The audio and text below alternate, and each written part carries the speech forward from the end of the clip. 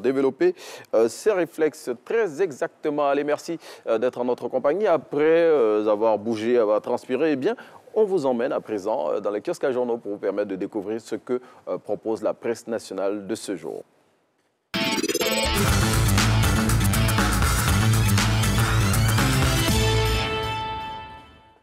Voilà, merci à tous nos confrères de la presse écrite, grâce auxquels nous avons ce programme chaque jour que nous vous proposons dans la revue des titres et aussi dans la revue de presse et dans cette émission Matin Bonheur pour vous permettre d'être informés de ce qui se passe. Allez, on démarre tout de suite avec Fraternité Matin, qui présente à sa une le président de l'Assemblée nationale, Adama Bictogo.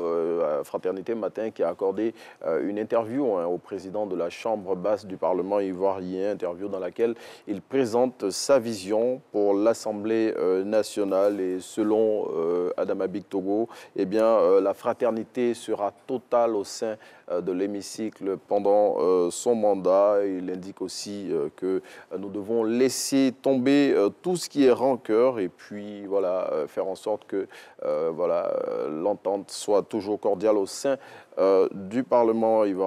Et puis le quotidien pro-gouvernemental fait aussi cas du 40e jour du décès de son prédécesseur Amadou Soumaoro, 40e jour au cours duquel prières et invocations ont été faites pour le repos de l'âme de Tchamba. Autre titre qu'on vous propose dans ce numéro de la revue des titres, c'est l'expression qui fait cas aussi de l'élection à la présidence de l'Assemblée nationale, la dernière qui a porté à la tête de l'institution Amadou Soumaoro. Et lui, il parle de la leçon qu'aurait donné Afin Guessan, président du Front populaire ivoirien, à l'opposition radicale à travers le consensus qu'il a permis de faire autour de la candidature d'Adama Bictogo. Autre sujet proposé par l'expression, c'est celui relatif à l'ouverture du péage de l'autoroute de Grand Bassam. Mais dans l'article qu'il consacre au sujet, eh bien, l'expression dit qu'il clarifie tout. En parlant de tout clarifier, il parle du ministre Amédée Kouakou des Infrastructures qui a expliqué pourquoi les prix du péage qui sont diversement appréciés étaient à ce niveau. On s'intéresse au Jour Plus, le Jour Plus qui dans son numéro de ce jour parle d'un divorce entre Laurent Gbagbo, le président du Parti des peuples africains de Côte d'Ivoire, et Charles Blé Goudé, l'ex-patron de la Galaxie patriotique. Et le confrère dans le numéro de ce jour indique qu'après Simone Eivé et Afin Guessan, eh bien, Laurent Gbagbo divorce d'avec Charles Blé Goudé et il fait la lumière sur les attaques de Katina et d'Amana Picasse à l'endroit de Charles Blé Goudé.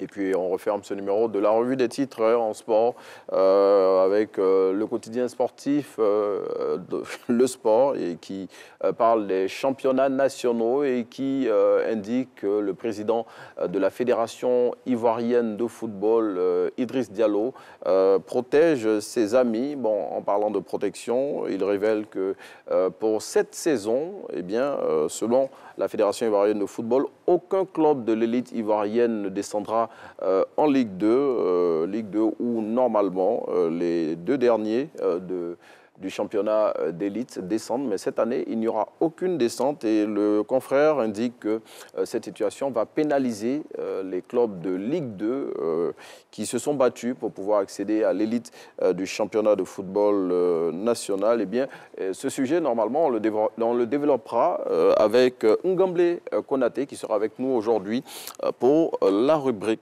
sport. Eh bien, on a refermé la case revue des titres. On sort des kiosques à journaux et on vous emmène à présent découvrir une destination sur la carte de la Côte d'Ivoire, destination